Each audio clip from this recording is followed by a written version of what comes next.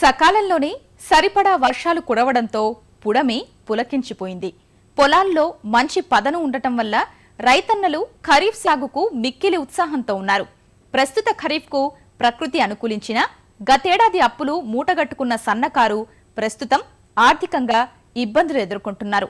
అన్నదాత అవస్థను గుర్తించి వ్యవసాయ శాఖ అధికారులు, బ్యాంకులు తమకు సహకరించాలని నిజామాబాద్ రైతులు కోరుతున్నారు.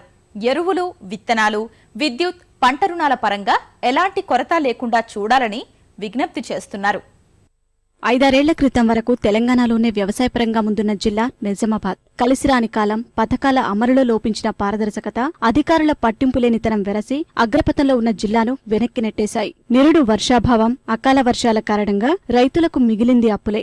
ఏడాది సానుకూల వాతావరణ పరిస్థితులున్నా పెట్టుబడులు లేకపోవడం వల్ల అనుకున్న స్థాయిలో వ్యవసాయం చేయలేకపోతున్నారు నిజామాబాద్ జిల్లా రైతాంగం. ఈ ఖరీఫ్లో నిజామాబాద్ గ్రామీణ నియోజకవర్గంలోని మండలాల్లో సాగు విస్తీర్ణం వివరాలు ఇలా ఉన్నాయి.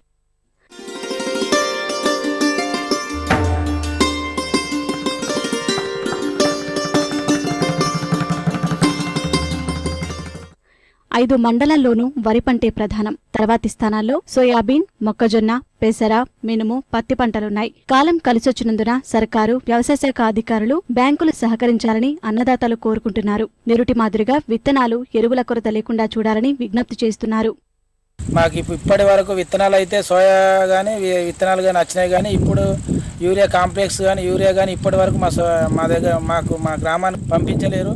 మా సొసైటీల ద్వారా మాకు కాంప్లెక్స్ యూరియా తొందరగా వచ్చేటట్టు చూడాలా. అప్పుడు మేము ఖరీఫ్లో బాగా నష్టపోయినాం. ఆ దుకాణాల పండి ఈ దుకాణాల పండి కొనుక్కొని అట్లా పంటలు వండక వర్షాలు పడక అట్లా లాస్ అయినాం.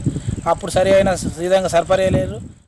మరి వ్యవసాయం చేస్తున్నామో అవి ఇస్తలేరు. అవి ఇవ్వకపోతే మరి లోన్లు ఇస్తలేరా, మేము ఏం చేయాలి? మరి ఇక అట్లా ఇట్లా అంటే మందులు తాగి అటు పోయి ఇటు పోయి రావన్నా మేము ఎట్లా చేయాలి చెప్పండి. మరి అలా బ్యాంకుకి పోతే లోన్ ఇయ్యరాయి, బ్యాంకు పైసలు ఇయ్యరాయి, మరి ఎట్లా చేయాలి మేము? ఇట్లా మరి మందులు బిందులు అంటే మాకు ఏడికి వెళ్ళొస్తాయి. మేము చేసేంత ఆడికే పెట్టుడు అవుతుంది, తిండికి బాధ అవుతుంది. ఎట్లా చేయాలి మేము?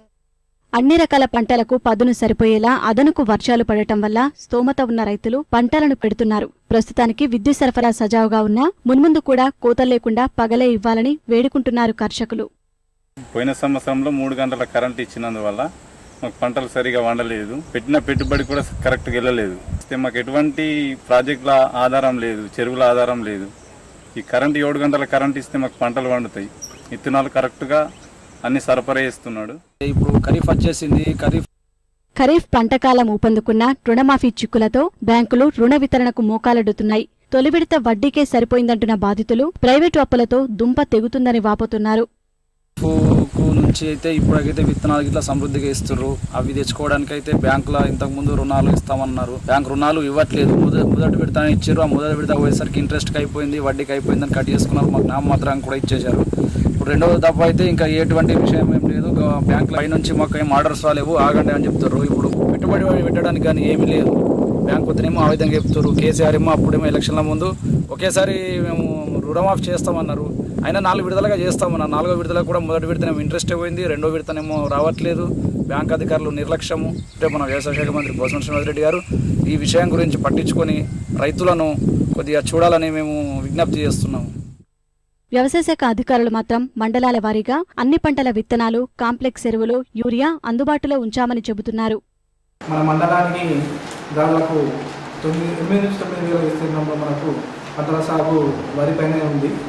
ముఖ్య పంట మన ఖరీఫ్ సంబంధించి 2015 ప్రణాళిక చూస్తే 4,000 నుంచి 4,500 హెక్టార్ల వరి సాగుకు ప్రణాళిక చేయడం జరిగింది.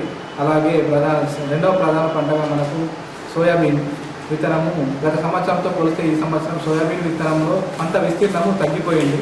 ఈ అన్ని రకాల పంటలకు గాను విత్తనాలు అందుబాటులో మనకు సొసైటీలు, ఆయా సొసైటీలో 3 సొసైటీలు ఉన్నాయి మన దర్పల్లి పరిధిలో. ఒకటి దర్పల్లి పిఎస్సిఎస్, అలాగే మన నల్లవెల్లి పిఎస్సిఎస్, అలాగే రామరావు సొసైటీల్లో అందుబాటులో ఉన్నాయి. జూదంగా మారిన వ్యవసాయంలో ప్రకృతి సహకరించినప్పుడు 4 పుట్లు పండించి పక్కనేయాలి. అందుకు సర్కారు చిత్తశుద్ధితో చేయూతనివ్వాలి. అప్పుడే మొక్కవోని విశ్వాసంతో హలధారి సాగగలడన్నది ఏలికలకు ఎరుకే.